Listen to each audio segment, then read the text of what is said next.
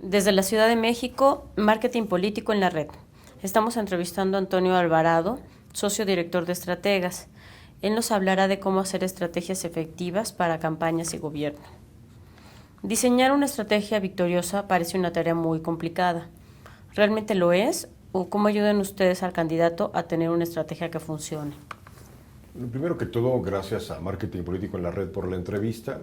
Y con respecto a tu pregunta, que es una pregunta fundamental en el trabajo de la política, te diría que el reto de la estrategia es fijar un rumbo para el equipo, un rumbo que nos ayude a cumplir con nuestros objetivos y debe ser simple.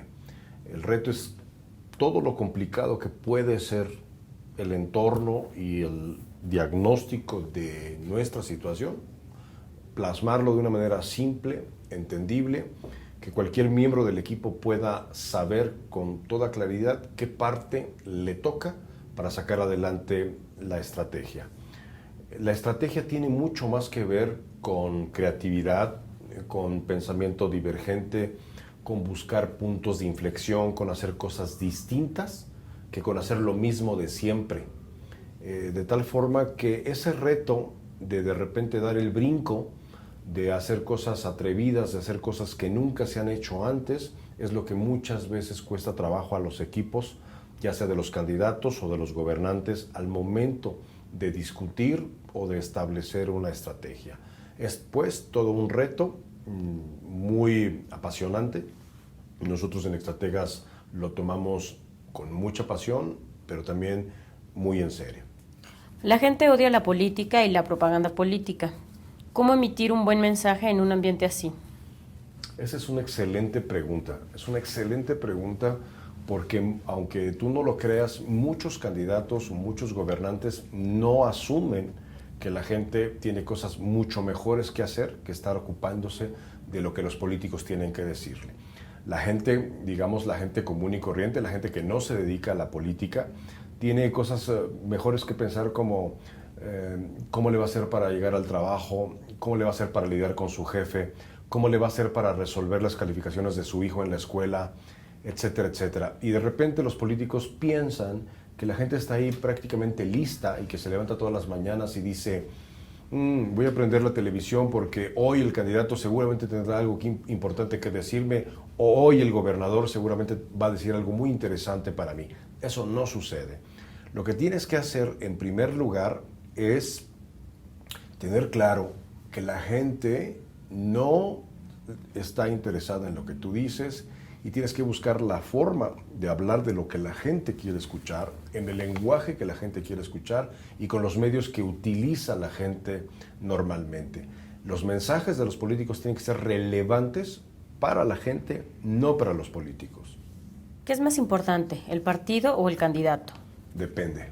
Depende es la respuesta mágica de los consultores políticos y hay una razón.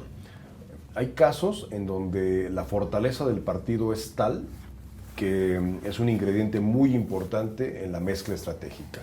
Hay ocasiones en donde tenemos un excelente candidato con carisma o con una excelente trayectoria y entonces se vuelve más importante el candidato que el partido. Y hay ocasiones en donde lo más importante no es ni el candidato ni el partido, sino un tema que preocupa, que molesta o que la gente anhela. Entonces, digamos, entre estas tres grandes posibilidades, el estratega debe jugar y debe mezclar y debe definir qué peso le otorga a cada uno de estos tres factores. Qué tanto pesa el candidato, qué tanto pesa el partido y qué tanto un tema nos está haciendo falta o qué tanto un tema es lo que verdaderamente le importa a la sociedad. Otra vez, poner siempre por enfrente, siempre por delante, principio y fin de todos los esfuerzos de un equipo político, la gente, los electores. Como candidato, uno quiere satisfacer a todo el mundo, pero el público puede tomarlo como una acción mentirosa. ¿Cómo superar esto? Bueno, yo diría que si estás en el gobierno, tienes tiempo suficiente como para definir los grandes proyectos de tu gobierno. Y diríamos que en el gobierno podrías dividirlos en proyectos estructurales, aquellos que van a dejar huella, por los que va a ser recordado dentro de 10 años. Los proyectos sociales, aquellos que, digamos, están orientados a ayudar a las personas que necesitan más de la intervención de ti como gobierno.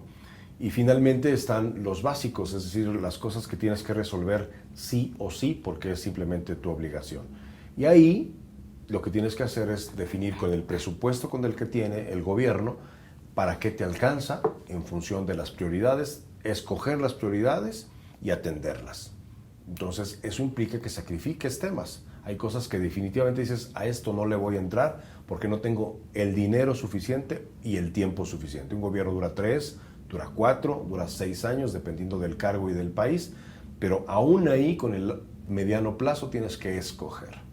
Y 2, en campaña. Por supuesto que están los candidatos, yo diría, de la vieja escuela, que dicen a todo el mundo lo que quiere escuchar.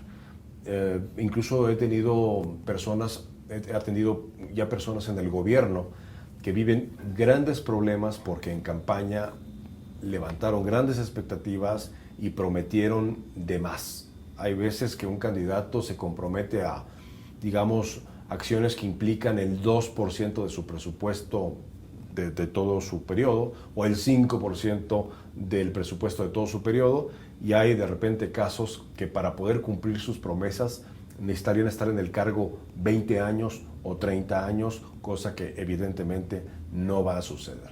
En síntesis, ¿cuál es mi recomendación? Es escoger temas, escoger segmentos de la población en función de las prioridades y por supuesto de la rentabilidad electoral o de la rentabilidad política, pero me parece que eso de andar prometiéndole todo a todo el mundo no funciona más y cada vez funcionará menos. A cualquier candidato le gustaría hacer su propia encuesta porque piensa que es muy caro contratando una empresa, pero cuando quiere hacerlo encuentra que es muy técnico, muy matemático, con fórmulas difíciles de diseñar y aplicar. ¿Es necesario que los partidos políticos contraten siempre una empresa encuestadora? Yo diría que sí, en lo general. Nosotros tenemos un principio que es el de la empatía con nuestros clientes. Entonces, hacemos un diagnóstico de la situación y en función de su presupuesto le recomendamos invertir en tales o cuales instrumentos, poniéndolos, por supuesto, en su lugar. Pero yo diría, lo deseable siempre es tener por lo menos una investigación de arranque. Y es bien importante tener claro, que los políticos tengan claro, que la materia prima para la elaboración de la estrategia se llama información. La información en buena medida viene de las encuestas y de los grupos de enfoque. Si las encuestas y los grupos de enfoque están bien diseñados, tanto la guía de temas, los cuestionarios, la guía de conversación, como las muestras o la selección de los participantes, nos dará buena información. Si ese trabajo está mal hecho, lo que saquemos probablemente también estará mal. Entonces es muy importante tener investigación, por lo menos al principio. Por supuesto que es deseable ir midiendo la reacción de la población, la reacción de los electores o de los gobernados a lo largo del proyecto, para saber si lo que estamos emprendiendo está funcionando o tenemos que corregir el rumbo. Pero evidentemente es muy importante. En cierto momento todo el mundo quiere dirigir la campaña, el jefe de partido, un congresista o un familiar del candidato. ¿Cuál es el estilo de dirigir una campaña electoral? ¿Qué puede esperar un candidato de tus servicios? Bueno, primero tienes mucha razón en el planteamiento de tu pregunta.